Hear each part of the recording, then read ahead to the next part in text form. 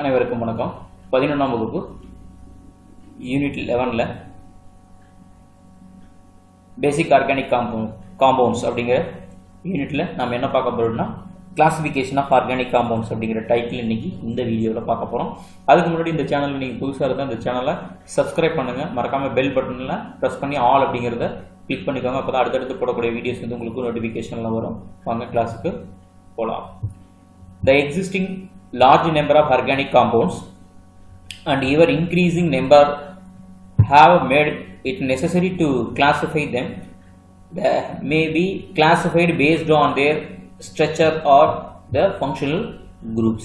So organic compounds அப்படிங்கிறது நம்ம வந்து இப்படி வந்து கிளாசிஃபிகேஷன் பண்ணுறோம் அப்படின்னா based on the structure or the functional group of the compound. அதை வச்சு தான் நம்ம வந்து கிளாசிஃபிகேஷன் அப்படிங்கிறது பண்ணுறோம். So classification based on the structure அப்படின்னா எப்படி பண்றோம்? ஆர்கானிக் காம்பவுண்ட்ஸ் என்ன பண்றோம் அப்படின்னா organic compounds acyclic or open chain or aliphatic compounds, cyclic compounds. அதாவது அது சைக்ளிக்கா இருக்கா, ஸ்ட்ரக்சர் வச்சு எப்படி சொன்னோம் அப்படின்னா அது வந்து ரிங்கா இருக்கா இல்ல நீளமா செயினா இருக்கா, ஸோ அதை பொறுத்து கிளாசிஃபிகேஷன் பண்றோம். ஸோ அப்போ அசைக்ளிக் ஆர் ஓப்பன் செயின் அல்லது செயின் அப்படின்னா எப்படி இருக்கு? Example CH3 CH2 CH3 propane அப்படின்னா இது வந்து அலிஃபேட்டிக் காம்பவுண்ட்ஸ் அல்லது ஓப்பன் செயின் காம்பவுண்ட். இந்த மாதிரி ஒரு கேட்டகரியும். இன்னொன்று சைக்ளிக் காம்பவுண்ட். சைக்ளிக் அப்படின்னா ரிங்கா இருக்கிறது வந்து சைக்ளிக் அப்படின்னு சொல்லுவோம். ஸோ அப்போ சைக்ளிக் அப்படிங்கன்னா அதை ஃபர்தர் எப்படி பண்றோம் அப்படின்னா homocyclic compounds, heterocyclic compounds. So homocyclic compounds அப்படின்னா எல்லாமே கார்பன்ல இருக்கும். ஹெட்ரோசைக்ளிக் காம்பவுண்ட் அப்படின்னா அதுல ஏதாவது ஒரு ஹெட்ரோ ஆட்டம்ஸ் இருக்கும், ஆக்சிஜன், நைட்ரஜன், சல்ஃபர் அந்த மாதிரி ஏதாவது ஒரு ஒன்று இருந்தது அப்படின்னா அதை ஹெட்ரோசைக்ளிக் காம்பவுண்ட்ஸ் அப்படின்னு சொல்லுவோம். ஸோ இப்போ பார்த்தோம் அப்படின்னா ஹோமோசைக்ளிக் காம்பவுண்ட்ஸ் அப்படின்னா அலிசைக்ளிக் காம்பவுண்ட்ஸ் ஆர் கார்போசைக்ளிக் அப்படின்னா சே ஃபார் எக்ஸாம்பிள் சைக்ளோப்ரோபேன் அப்படின்னா 3 கார்பன் இருக்கிறது சைக்ளோப்ரோபேன் அப்படிங்கிறது அலிசைக்ளிக் காம்பவுண்ட்ஸ். அதுக்கடுத்து சைக்ளிக்ல பார்த்தோம் அப்படின்னா அரோமேட்டிக் காம்பவுண்ட்ஸ். ஸோ அரோமேட்டிக் அப்படின்னா அரோமேட்டிக்ல benzenoid compounds are aromatic homocyclic, அதாவது ஃபீனால், பென்சீன் இதெல்லாம் பார்த்தோம் அப்படின்னா benzenoid compounds are aromatic homocyclic compounds. So அதுக்கு அடுத்தது அரோமேட்டிக்லேயே பார்த்தோம் அப்படின்னா இது வந்து பென்சினைட் காம்பவுண்ட்ஸ், நான் பென்சினைட் காம்பவுண்ட்ஸ் அப்படின்னா அரோமேட்டிக் ஹோமோசைக்ளிக் அப்படின்னா ஸோ அது பார்த்தோம் அப்படின்னா 6 கார்பன்லேயே 5 கார்பன்லேயே இருக்காது. ஸோ இந்த மாதிரி ஃபியூஸ்டு கார்பனாக இருக்குது, இதுக்கு பேர் அசுலின் அப்படின்னு சொல்லுவோம். இது வந்து ஃபியூஸ்டாக 2 ரிங்கா இருக்கலாம், 3 ரிங்கா இருக்கலாம், 4 ரிங்கா இருக்கலாம். ஸோ அந்த மாதிரி ஃபியூஸ்டாக தான் நான் பென்சினைட் காம்பவுண்ட்ஸ் அப்படின்னு சொல்லுவோம். இங்கே ஹெட்ரோசைக்ளிக் காம்பவுண்ட்ஸ் எடுத்துக்கிட்டோம் அப்படின்னா ஹெட்ரோசைக்ளிக்ல அலிசைக்ளிக் காம்பவுண்ட்ஸ் அப்படின்னா சே ஃபார் எக்ஸாம்பிள் பியூரான், டெட்ராஹைட்ரோபியூரான் அப்படின்னு சொல்லுவோம். இது அலிசைக்ளிக், இதுல ஒரு ஹெட்ரோ ஆட்டம்ஸ் இருக்குது. இது வந்து அலிசைக்ளிக் காம்பவுண்ட்ஸ். இங்கேயும் அலிசைக்ளிக் காம்பவுண்ட்ஸ் இருக்கு. பட் அலிசைக்ளிக் காம்பவுண்ட்ஸ்ல இது வந்து கார்பன் மேட் ஆஃப் கார்பன் மட்டும் தான் இருக்கு.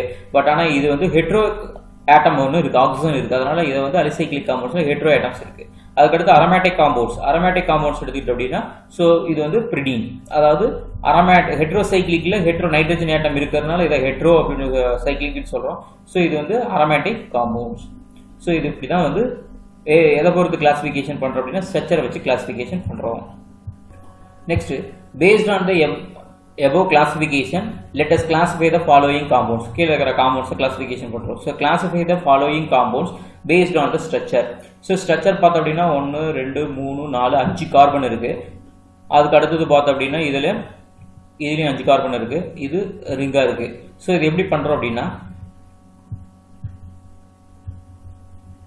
ஸோ ஃபர்ஸ்ட் ஒன் எடுத்துக்கிட்டோம் அப்படின்னா so unsaturated open chain compound, unsaturated அதாவது நிறைவுறாத ஓப்பன் செயின் காம்பவுண்ட். அதுக்கு அடுத்தது பார்த்தோம் அப்படின்னா இது வந்து இதுல வந்து டபுள் பாண்ட் எதுவுமே இல்லை, அப்போ நிறைவுற்ற, அப்போ சேச்சுரேட்டட் அப்படிங்கிற வேர்டு யூஸ் பண்றோம். Saturated open chain compound. இது மாதிரி டபுள் பாண்ட்ஸ் அல்லது ட்ரிபிள் பாண்ட்ஸ் இருந்தது அப்படின்னா இது அன்சாச்சுரேட்டட் ஓப்பன் செயின் காம்பவுண்ட் அப்படின்னு சொல்லுவோம். இதை வந்து என்ன சொல்லுவோம் அப்படின்னா சேச்சுரேட்டட், இதுல இருந்து எந்த டபுள் பாண்ட் கிடையாது, எல்லாமே சிங்கிள் பாண்ட்ல இருக்கிறதுனால இது வந்து சேச்சுரேட்டட் ஓப்பன் செயின் காம்பவுண்ட் அப்படின்னு சொல்லுவோம்.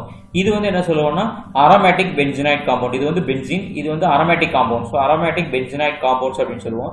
இது பார்த்தோம் அப்படின்னா இது வந்து ரிங்கில் இருக்கு, ஆனால் இது வந்து ஹெட்ரோ ஆட்டம்ஸ் இருக்கு. அப்ப என்ன சொல்லுவோம்? அலிசைக்ளிக் காம்பவுண்ட் அப்படின்னு சொல்லுவோம். So next, classification based on the functional group. Functional group வச்சு நம்ம எப்படி கிளாசிஃபிகேஷன் பண்றோம்? So class of compounds and their functional group. So இதில் serial number, classes of compounds, அதுக்கடுத்து ஃபங்க்ஷனல் குரூப் என்ன, அதனோட ஜெனரல் ஃபார்முலா. ஸோ இப்போ alkyne, alkyl halide. So alkene அப்படின்னா CnH2n அப்படிங்கிறது ஃபார்முலா. அல்கைன் அப்படின்னா CnH2n-2 அப்படிங்கிறது ஃபார்முலா. ஆல்கைல் ஹேலைட்ஸ் அப்படின்னா ஹேலைட்ஸ் அப்படின்னு எடுத்துக்கிட்டு அப்படின்னா என்னென்னலாம் ஹேலைட்ஸ் அப்படின்னா ஃப்ளூரின், குளோரின், புரோமின், அயோடின் அப்படிங்கிறதுலாம் ஹேலைட்ஸ். ஸோ இது ஜென்ரல் ஃபார்முலா எப்படி எழுதுவோம் அப்படின்னா RX அப்படிங்கிறது, R அப்படிங்கிறது ஹைட்ரோ கார்பன் செயின், X அப்படிங்கிறது தான் இந்த ஹேலைட்ஸ். அதுக்கடுத்து ஆல்கஹால் அப்படின்னா அதில் என்ன ஃபங்க்ஷன் குரூப் இருக்கும் அப்படின்னா OH அப்படிங்கிற ஒரு ஃபங்க்ஷன் குரூப் இருக்கும். அதை எப்படி எழுதுவோம்? R அப்படிங்கிறத செயினாக வச்சுக்கலாம் அல்லது ரிங்காக வச்சுக்கலாம். ஸோ இந்த OHங்கிறத ஃபங்க்ஷன் குரூப் இப்படி எழுதுவோம். ஈத்தர் அப்படின்னா O, ரெண்டு பக்கம் ரெண்டு மித்தல் குரூப் இருக்கலாம், இத்தல் குரூப் இருக்கலாம். அப்போ RRO- அப்படின்னு எழுதுவோம். அதுக்கடுத்து ஆல்டிஹைட். ஆல்டிஹைட் அப்படின்னா எப்படி எழுதணும்? CHO அப்படிங்கிறது ஃபங்க்ஷனல் குரூப், அதான் RCHO அப்படின்னு எழுதுவோம். அதுக்கடுத்து கீட்டோன். கீட்டோன் அப்படின்னா டபுள் பாண்ட் O அப்படின்னு ஒரு குரூப் இருந்தது அப்படின்னா அதை நம்ம கீட்டோன் அப்படின்னு சொல்லுவோம். RCOR அப்படின்னு எழுதுவோம். அதுக்கடுத்து கார்பாக்சிலிக் ஆசிட் அப்படின்னா கார்பாக்சிலிக் ஆசிட் COOH, RCOOH அப்படிங்கிறத நம்ம எழுதுவோம். எஸ்டர் அப்படின்னா COOR, அதுதான் எஸ்டரோட functional group COOR. So RCOOR'. Acid anhydride அப்படின்னா என்ன சொல்லுவோம்? ரெண்டு ஆசிட் ஒன்னோட ஒன்று சேரும்போது C double bond O, C double bond O அப்படின்னு வந்துச்சு அப்படின்னா அதை நம்ம என்ன அசிட்டிக் அன்ஹைட்ரேட் அமில நீரிலி அப்படின்னு சொல்லுவோம். RCOCOR. அதுக்கு அடுத்தது அசைல் ஹைலைட். அசைல் ஹைலைட் அப்படின்னா ஸோ COCl அப்படின்னா அசைல் ஹைலைட், RCOX அப்படின்னு சொல்லுவோம். சல்ஃபோனிக் ஆசிட் அப்படின்னா SO3H, பென்சின் சல்ஃபோனிக் ஆசிட் அப்படின்னு சொன்னோம் அப்படின்னா இங்கே ஒரு பென்சின் ரிங் வந்துச்சு, பென்சின் ரிங் SO3H அப்படின்னு வரும். இது பென்சின் சல்ஃபோனிக் ஆசிட், இது sulphonic acid functional group SO3H, so RSO3H. So nitro alkyne, so NO2, RNO2 அப்படின்னு எழுதுவோம். ஸோ அமீன் அப்படின்னா NH2, RNH2, R பதிலாக CH3 இருந்ததுன்னா CH3NH2, அது மெத்தைல் அமீன். ஸோ அதுக்கு அடுத்தது எடுத்துக்கிட்டோம்னா அமைடு, CONH2 அப்படின்னு வந்து அமைடு. ஸோ RCONH2 அப்படிங்கிறது அமைடு. இது வந்து அதனோட நேம், அதுக்கு அடுத்தது ஃபங்க்ஷனல் குரூப், அதான் ஜெனரல் ஃபார்முலா எப்படி எழுதுவோம் அப்படிங்கிறது தான் இங்கே கொடுத்துருக்கோம். ஸோ அதனோட கண்டினியூட்டி. சைனைட் அப்படின்னா நைட்ரில் அப்படின்னா CN அப்படின்னா cyanide. So C triple bond Nல இருக்கும். ஸோ அப்போ இது எப்படி எழுதுவோம்? RCN அப்படின்னு எழுதுவோம். ஐசோசைனைட் அப்படின்னா ஸோ அது சைனைடை ரிவர்ஸில் எழுதணும்னா ஐசோசைனைட். இங்கே சைனைட் அப்படிங்கிறது CN இருக்கும், இங்கே NC அப்படின்னு எழுதணும். அப்போ RNC. சைனைட் அப்படின்னா OCN அப்படின்னு எழுதணும், சைனைட். அப்போ ROCN. ஐசோசைனைட் அப்படின்னா இதை அப்படியே ரிவர்ஸில் எழுதணும், அப்போ NCO, அப்போ RNCO. தயோசைனைட் அப்படின்னா தயோ S அப்படிங்கிறது முன்னாடி போகணும், அப்போ தயோசைனைட் SCN, அப்போ RSCN. ஐசோ தயோசைனைட் அப்படின்னா அப்போ NCSC, ஸோ அப்போ RNCS, isothiocyanide. Thio alcohols or thiols அப்படின்னா SH அப்படின்னா தயோ ஆல்கஹால்ஸ், அப்போ RSH.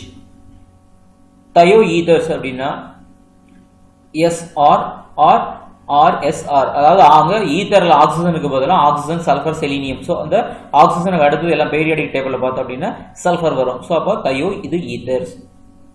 ஸோ அதுக்கு அடுத்து இமீன்ஸ் அப்படின்னா டபுள் பாண்ட் NH, அதாவது RCH டபுள் பாண்ட் NH அப்படின்னா அதை இமீன்ஸ் அப்படின்னு சொல்லுவோம். ஸோ அதுக்கு அடுத்தது நைட்ரஸோ காம்பவுண்ட்ஸ் RNO, அதாவது NO அப்படிங்கிறது ஃபங்க்ஷனல் குரூப், RNO அப்படின்னு எழுதணும். ஸோ அதுக்கடுத்து ஹைட்ரஜின்ஸ் NH2 அப்படின்னு இருந்தது அப்படின்னா அது ஹைட்ரஜின்னு சொல்லுவோம். ஸோ இப்போ RNH-NH2 அப்படின்னு நம்ம எழுதணும். ஹைட்ரஸோ காம்பவுண்ட்ஸ் அப்படின்னா NH-NH, அப்போ RNH-NH-R அப்படின்னு இருந்துச்சுன்னா இந்த காம்பவுண்ட் என்ன சொல்லுவோம்? ஹைட்ரஸோ காம்பவுண்ட்ஸ். ஃபீனால்ஸ் அப்படின்னா C6H5OH அப்படின்னு இருந்ததுன்னா அதை ஃபீனால்ஸ் அப்படின்னு எழுதுவோம். இமைட் அப்படின்னா CONR, C double bond O அப்படின்னா அதை இமைட் அப்படின்னு எழுதுவோம். RCONR இருக்கலாம், COR' அப்படிங்கிறது இமைட் அப்படின்னு எழுதுவோம். இது காமனான அதனோட நேம்ஸ், அதனோட ஃபங்க்ஷனல் குரூப், அதை எப்படி வந்து ஜெனரல் ஃபார்முலாவில் எழுதுறோம் அப்படிங்கிறத நம்ம இது வரைக்கும் பார்த்துருக்கோம். அடுத்த வீடியோவில் நாமன்லேச்சர் பற்றி ஆர்கானிக் காம்பவுண்ட்ஸை பார்க்கலாம். இந்த சேனலில் கெமிஸ்ட்ரி ட்ரெண்டிங் அப்படிங்கிற இந்த சேனலை சப்ஸ்கிரைப் பண்ணுங்கள், மறக்காமல் பெல் பட்டனை ப்ரெஸ் பண்ணிக்கோங்க, அப்போ அடுத்தடுத்து போடக்கூடிய வீடியோஸ் வந்து நோட்டிஃபிகேஷனில் மறக்காமல் வரும்.